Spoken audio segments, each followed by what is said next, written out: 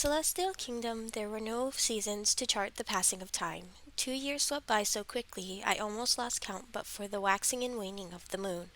The ease I felt here reminded me of home, except for the nagging ache in my chest whenever I thought of my mother. How I longed to see her again, and not just as a distant orb in the heavens. I consoled myself that at least I'd found a sense of purpose here, which I had never known before, striving to better myself, to find a way home. Dawn till dusk, Liwei and I were together, studying our lessons or sparring on the field. Meal times were my favorite, when we would talk about anything that took our fancy, whether serious matters or in jest. Once Liwei asked me about my home and how my parents died. I had bitten down hard on my tongue, wishing I could have told him the truth. From the tightening of his lips I knew he had been disappointed by my reticence. How it wrecked me inside. I was not heartless, laden with guilt at deceiving him. Our friendship meant more to me than anything I possessed. Tomorrow would be his birthday. A grand celebration was planned, as this year was a special one, marking the assumption of his court duties as the crown prince. He had invited me to attend, but I declined, having little interest in spending an evening with their celestial majesties and their court. Nonetheless, I had agonized over his gift as I owned little of value and finally settled on composing him a song. He had a keen appreciation for music, though he did not play an instrument himself. However, it took longer than anticipated, as I could only work late at night or early in the morning, weaving a privacy shield around my room to prevent the music from drifting across the courtyard. I rummaged through the drawers, pulling out the white shell I had bought from the market years ago. It gleamed in my palm, the curved whorls ending in an elegant spire. Placing the shell on the table, I cast a shred of wind into it to awaken its magic. Then I lifted the flute to my mouth, letting my breath slide into the instrument. The shell glowed as the melody poured forth, its light fading once the last note ended. Hastily, I wrapped it in a piece of silk. I had taken too long. I was already late. I dashed across the courtyard, halting just outside his chamber. A powerful aura pulsed within, jagged, sharp, and strong, one I had done my best to avoid so far. Sweat slicked my palms as I slid the doors open and entered. The Celestial Empress sat beside Li Wei, while her attendant stood behind her. Her green robe pooled on the floor like a carpet of moss. Green leaf-shaped pins gleamed from her hair. I had never seen the Empress at such close quarters before. Memories of my parting from my mother flashed across my mind, cutting me as though it had been yesterday. I knelt to greet her as etiquette demanded, folding my body over until my brow and palms touched the floor. The Empress did not give me leave to rise. Is this the behavior of the companion to the crown prince? To rise late and leave my son to attend to himself? Her voice was thick with censure. I should have apologized, or pleaded for forgiveness. But though my body was taut with tension, my lips stayed tightly sealed. I was no longer the cowering child, afraid of her shadow. Rise, Li Wei said. I lifted my head from the ground, yet remained on my knees. I would give the Empress no reason to dismiss me. Honorable Mother, Xingying was only late this morning because of my task. Li Wei looked at me. Did you find the snow ginseng root? Yes. I was glad for his quick thinking. Could you give it to the kitchen to be brewed into a tonic? Ask them to send it with the afternoon meal to their celestial majesties. Conscious of the watchful attendants, I pressed my forehead to the ground in acknowledgement. Rising to my feet, I hurried to the entrance, eager to escape. The Empress's voice drifted after me, a more pleasant tone now that I had gone. Li Wei, you're a filial son. She praised him. Tomorrow's banquet will be a grand event. The flower and forest immortals will join us, as will the sea monarchs, a rare chance to affirm our goodwill toward the four seas. We will also be honored by the attendance of Queen Fengjin and her daughter. Princess Fengmei? Li Wei asked with a catch in his voice. Of course. The Phoenix Kingdom is our most important ally, more than ever, with the threat of that of the cursed demon realm still hanging over us, she added, in a tone laden with meaning. I hope you'll be an attentive host, and that you know what is expected of you. Beyond the doorway, I glanced back at Li Wei with sympathy. He did not enjoy such occasions, avoiding as many as he could, but it would be impossible for him to escape his own celebration, particularly with the sharp eye of his mother watching his every move. Li Wei and I had planted a small garden in the corner of the courtyard. Grabbing a shovel, I dug up the snow ginseng root grown from a seed just a month ago. While it usually took years to cultivate ginseng, Li Wei's enchantment helped the plants mature faster. Admiring the perfectly formed root, its flesh so white that it was almost translucent, I deemed it a worthwhile sacrifice to save my hide. In the bustling kitchen I found Minnie, whom I had grown to know well. After passing her the ginseng, I decided to wait while she prepared our food. She scrutinized me, her nose wrinkling. Shingen, you're so pale. Are you eating enough? I was late this morning, and Her Celestial Majesty scolded me, I told her. She sighed in commiseration. The Empress was much feared for her temper, fierce, malicious, so easily roused, and few were spared it. Our Empress has too much fire in her. Those from the Phoenix Kingdom have such hot tempers, she remarked. Phoenix Kingdom? Isn't she a celestial? She shook her head, casting a furtive look around. Minnie was privy to the stories and gossip from many attendants who visited the kitchen. It was a simple matter to trade a delicacy for the latest news, and in the evenings a cup of wine loosened even the stiffest tongues. And the one thing she loved more than collecting gossip was sharing it with her friends. Before she wed the Emperor, Her Celestial Majesty was a princess of the Phoenix Kingdom. She was not so ill-humored at first, but her disposition worsened after the death of her beloved kin. It was the first I had heard of it. I did not think it possible, yet pity flared in me at the thought of her loss. What happened to them? Min Yi's face clouded over. A tragic tale. The Empress is a relation of Lady Shihe, the sun goddess who dwells in the fragrant mulberry grove in the eastern sky. Lady Shihe had 10 children whom she used to take upon her phoenix-drawn chariot one at a time to ride across the heavens. Her children were powerful creatures of pure light and heat, revered as the sun in the mortal world. I went cold inside. 10 children, 10 sons, the kin of the celestial empress? Min Yi stirred a simmering pot of noodles, thankfully oblivious to my mounting distress. The phoenixes are a close relation to the three-legged sunbirds. Sunbirds. The word seared me. What happened? I choked out. Many years ago, Lady Shihe was gravely injured. To aid her, the Empress sent a trusted general to fragrant Mulberry Grove to drive the chariot on her behalf. Only one sunbird was permitted to join him, but they disobeyed, all 10 leaping into the chariot at once and flying away before the general could stop them. The sunbirds did not wish to return, soaring through the skies night and day. Min Yi paused for a moment. It was a terrible time of blinding light and blistering heat. The mortals suffered most, their fragile world scorched to the brink of destruction. She continued, the celestial emperor sent messengers to reprimand the sunbirds, but they ignored them all. They were so swift, no one could catch them. The emperor might have struck them down himself, but the empress shielded them from attack. Under her protection, the sunbirds would have burned the world to a cinder, but they were finally shot down by a brave mortal. My father. My legs trembled. I clutched the side of the table, my elbow knocking over a bowl of yellow plums that rolled onto the floor. Avoiding a glare from an irate cook, I bent down to pick up the fruit, glad for the opportunity to hide my face. I sifted through my faded memories of the book I had read once, my father's story retold by the mortals. The sunbirds were said to be favored by the gods, under their protection. But the celestial empress's blood relations? It was a little wonder she had sought to punish my father for slaying them. I swallowed to moisten my parched throat. That mortal, what of him? Min Yi sprinkled chopped green chives over 2 bowls of noodles, then lifted them onto a tray of polished wood.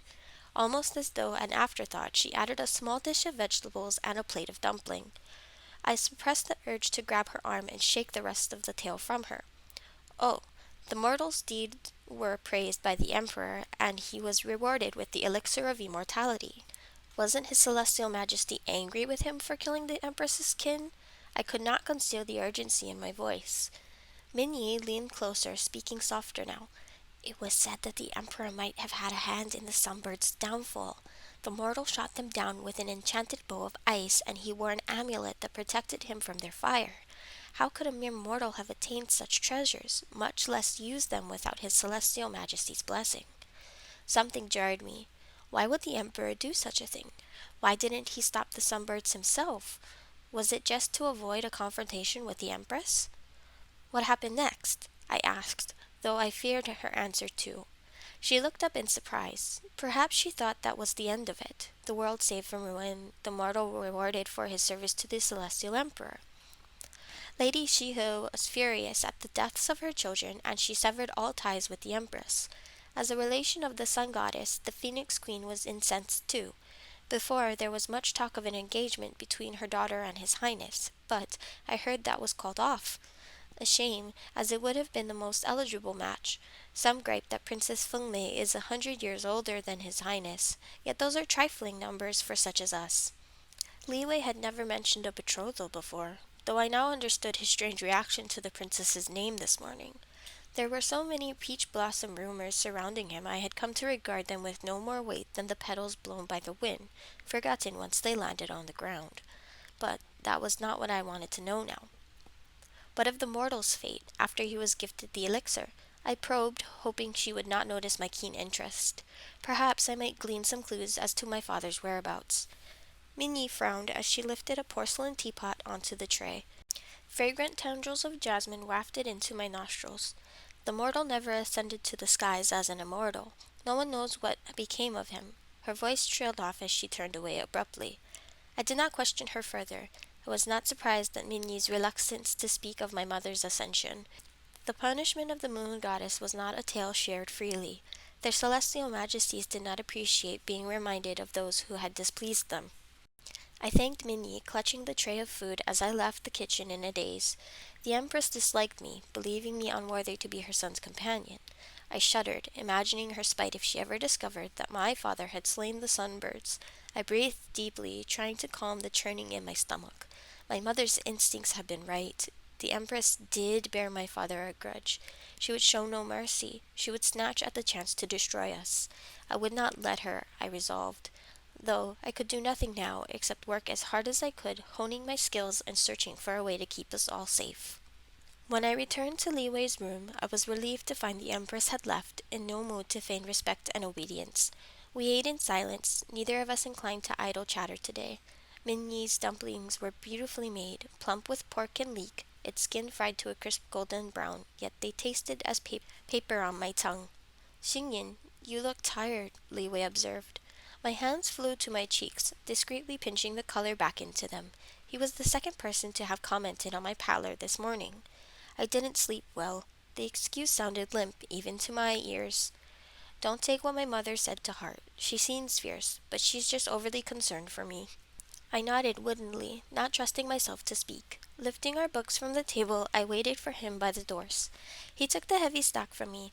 I've told you that you don't need to carry things for me. What would your mother say? I asked. Don't tell her, he said, flashing a conspiratorial grin. I returned his smile, though I could not discard my unease. All morning I was unsettled, barely hearing the teacher's lessons, earning myself a scowl from General Jian Yun and a scolding from teacher Dao Ming. And now, by the archery boards, I missed all my targets while training alongside Xu Zhao. She winced at the particularly bad shot which left my arrow buried in the grass a foot from the board. Xingyin, is there dust in your eyes? Before I could reply, General Jian Yun stalked toward me, the hollows of his cheeks pulled taut. I had worn his patience out today. Xingyin, have our practices become so easy that you no longer bother to exert yourself? I lowered my head, shame rising in me. General Jian Yun was a diligent mentor to Li Wei and me. While many of our teachers focused their efforts on the Crown Prince, he divided his attention equally between us. Hearing the general's raised tone, Li Wei glanced over from where he was sparring with a soldier. He lunged forward, his sword outstretched, and with a few well-placed thrusts, won his match in moments. He then wasted no time in striding to my side, and while I was glad for his support, I did not want him to witness my humiliation. General Jian Yun plucked a leather bag from the weapons rack. Let's try something more challenging today. If you miss any, stay back for an extra hour of practice tonight. With that, he flung the contents of the bag in the air. 10 small clay discs shot out, each no larger than a loquat. Hit them all, he barked. Before he finished speaking, I had shot down the first 2. In the same breath, I knocked my next arrow and took down another 3 in rapid succession. Dropping to one knee, I shot 2 more that soared to the sky. The final 3 were almost out of sight. I positioned my arrow carefully to hit one and then another. The last disc slipped beyond my sight. I closed my eyes, straining to listen through the silence. My mind was clear, devoid of thought. A faint flutter reached my ears, a whisper of wind. I released my arrow with a twang, the disc shattering into fragments. I stilled, unnerved by the sudden hush and the crowd which had gathered. Then a tall, lean soldier I'd never seen before clapped, the sound breaking the daze. Shu Zhao cheered as Li Wei stepped forward, lifting me up by my waist and spinning me around.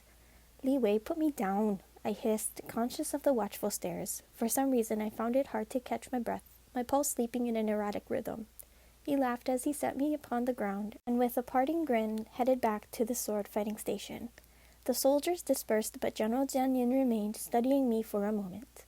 "Have you given any thought to your future, when you're no longer the Crown Prince's companion?" he finally asked. His blunt question struck me. I had not imagined that my position would end, but Li Wei would soon assume his court duties. His lessons would decrease, and then what would I do? Become his attendant? Serving him his meals and hot tea? The idea seared me like hot coal. General Jianyin continued, oblivious to my unease.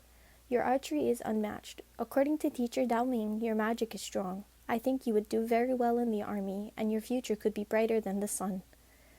My mind whirled with possibilities. My father was a soldier. It had been his path to glory, to slaying sunbirds and saving the world. A great honor, a terrible burden. His reward had been the elixir which turned my mother and me immortal, though it parted us from him too. Snapping out of my stupor, I asked, "General Jianyin, how does one advance in the army?" "Fighting for our kingdom, performing each task to the best of one's ability, protecting your fellow soldiers, hard work, obedience, loyalty throughout the years. What greater honor is there than to serve our kingdom and their celestial majesties?" Pride rang in his voice. A curt refusal sprang to my tongue, which I quashed out of respect for the general, though I could not stop my lip from curling.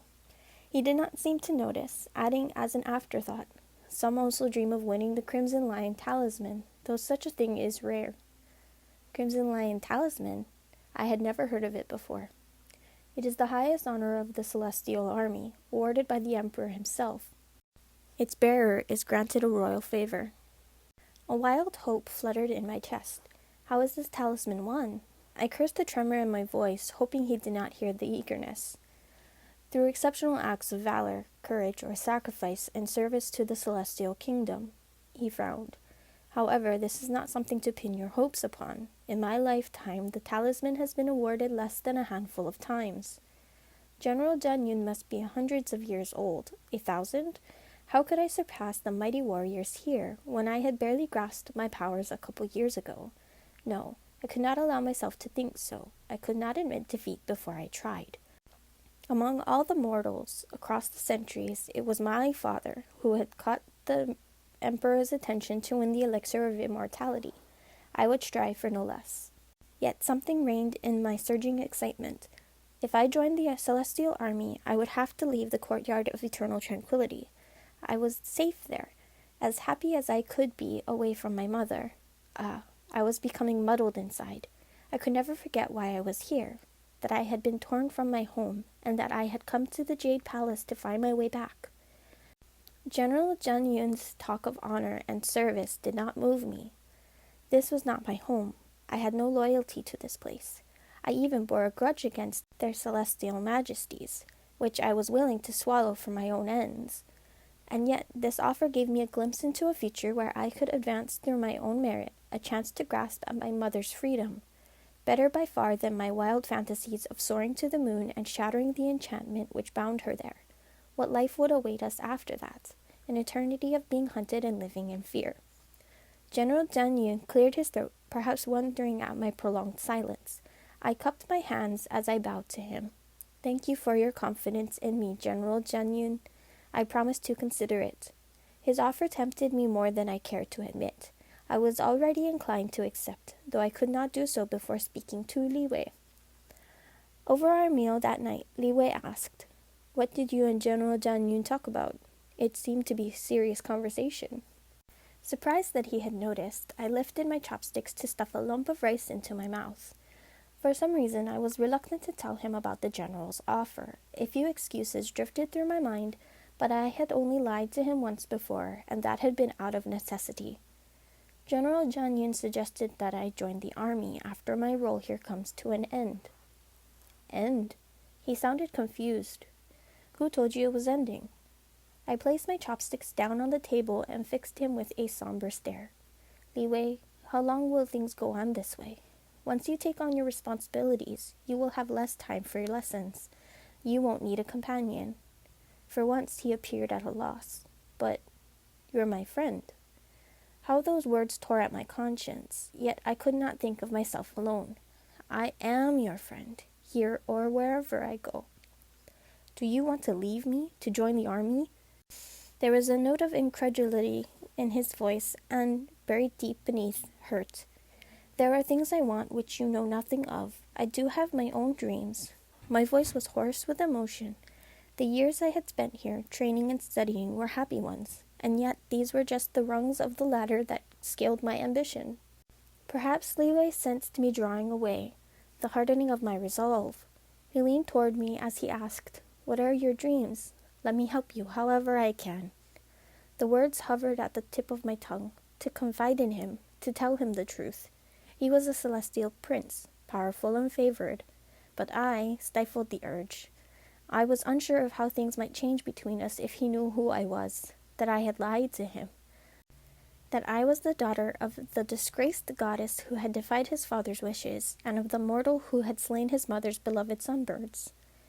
"No, you can't help me," I said softly, "but I thank you for wanting to." His hand covered mine, an unexpected tingle shooting through my arm. "My offer stands. Any time, whatever you need. Think about it and don't make any hasty decisions." I believed my mind made up, yet, pinned by the intensity in his gaze, I could only nod in reply. "Tomorrow," I told myself cowardly. "I will decide tomorrow."